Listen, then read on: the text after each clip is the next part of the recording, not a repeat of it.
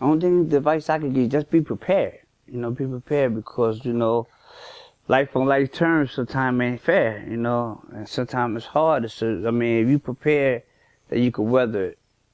And because homelessness, for me, it does something to your self-esteem. And I know for a fact that you can't make no moves if you don't have a home base.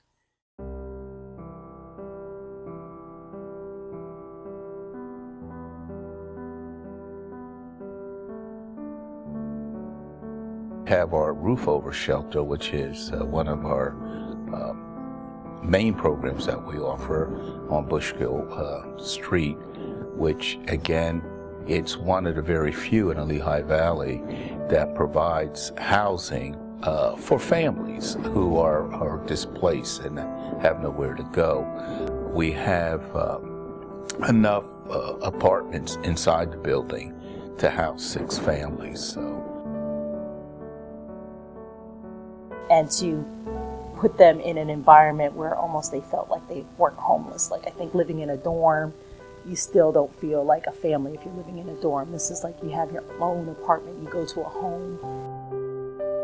We were one of the first shelters that actually took families with multiple types of parents. We take 2-parent families, we take single families with children, and children up to 18 years of age. Many of the shelters did not take male children up to only a certain age, like 12 or 13. We take children up to 18 years of age, even if they're males, as long as they're still in school. But when you got your child with you and stuff, it's a little bit different, because situations I put myself in, I gotta make sure that, she's safe too.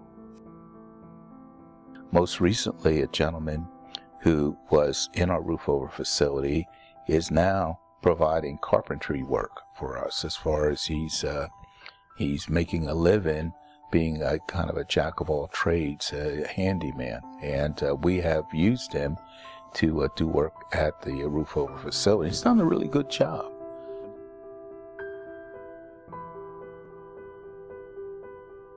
Me and my family, me and my wife and my 2 daughters, basically ended up losing the place that we lived in back in 2002.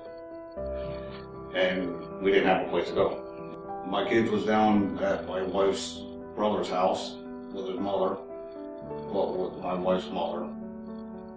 And basically me and my wife were sleeping in my car. I think he in some ways encapsulates what, Roofover, the impact it has on people. He's now managed to get out of the shelter. He went and had a career in which he was able to provide for his family, didn't return to homelessness, and then at the end of the day is able to give back to Roofover by, helping us out with some maintenance repairs, and does it just because he, truly values the impact that it personally had on his life. And he knows that that's what we need. We need people to, give it forward. Being here, it taught me a lot. It more or less made me grow. And to think about that I have to keep my butt on moving and keeping a job and supporting my family, keeping a roof over our heads. And that's why I'm doing what I'm doing now. That's basically what they pushed me into doing. I think the goals of Roofover initially is to stabilize the crisis situation, to be able to provide families with the skills to be able to identify and obtain resources from within the community that they will be able to obtain income or alternate resources that will enable them to be able to sustain themselves once they're out of a shelter program. When I left, they gave me 1 month's rent, to help me out, even at the end. And they continuously help out, like maybe Christmas will come up, they'll give us a basket. Give us a basket of food and stuff like that, which helps, I'm working, I got a good job, but that still helps. Succeeding in the community, meaning that there is not a recidivism rate of them being homeless in the 9 years that I've been here. that they have went on to college, that or have gotten a job, that their children have gone to school, are still in school, are productive, that their families are engaged, and that they seem to be engaged in the community. To me, that's success. Pay for my whole tuition. All I had to do just, maintain the C.A.R.E. average. I did that. I did it. I got my diploma right there. I graduated, and so yeah, I'm proud of that. Where I'm working right now is called High-Tran Corporation. We make transformers, and it's a pretty good job. That's a good job. It's a good job, good people, and the owner is golden.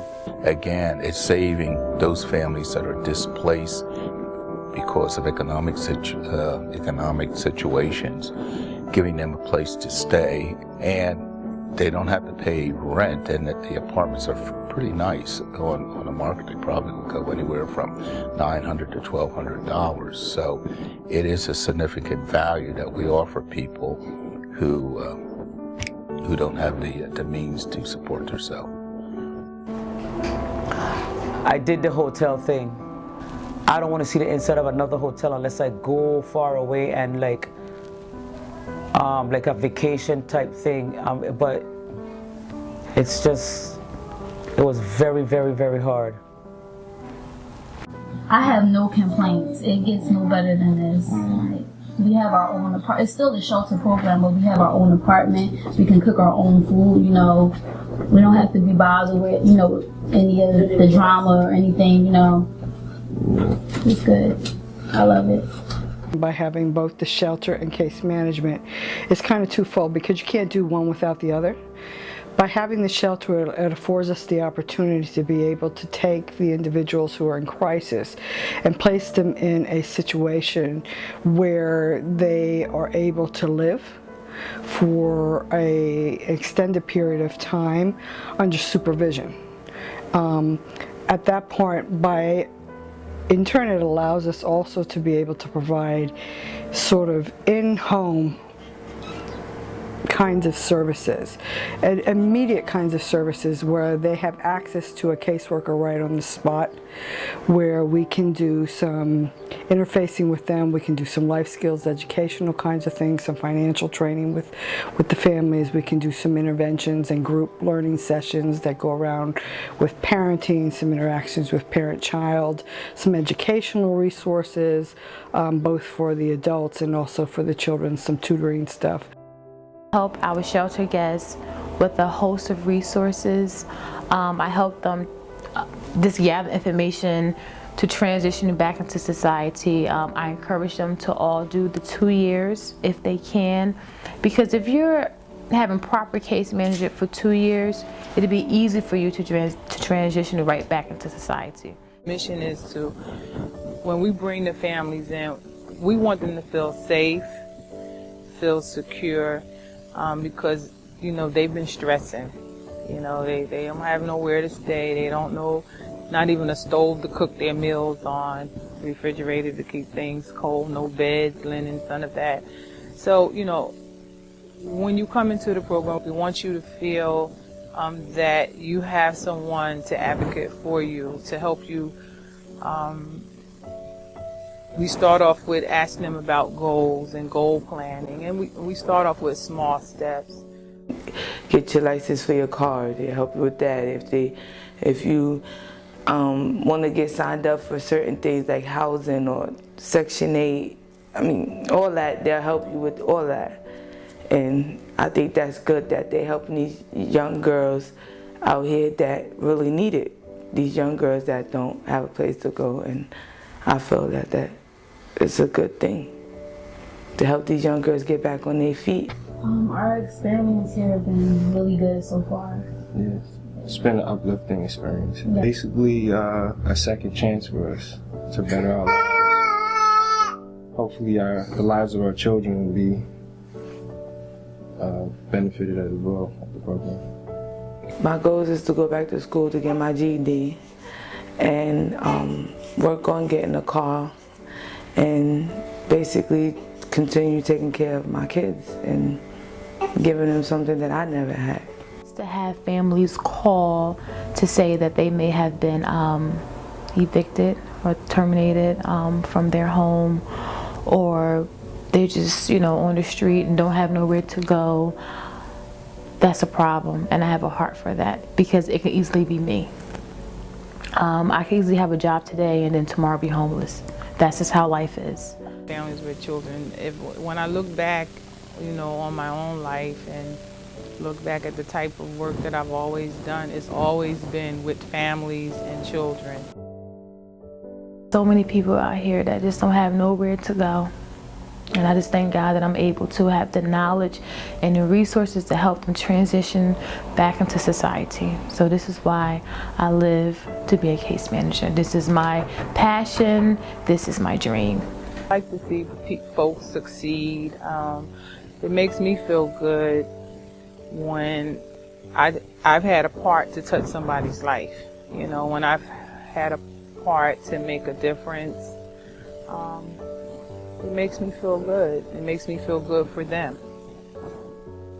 I think a lot of people equate homelessness with the stinky, dirty, smelly, drunk, bum that sometimes is portrayed on TV. And I have found, kind of the opposite. Sometimes they are even more conscious of the fact that they, might not have the means to have new clothes and always shower, so they're very conscientious about, preserving whatever it is that they have. I find that they have the same kind of values. They value family. They, they're not thieves and they're not liars and they're not cheats. They just, are down on their luck.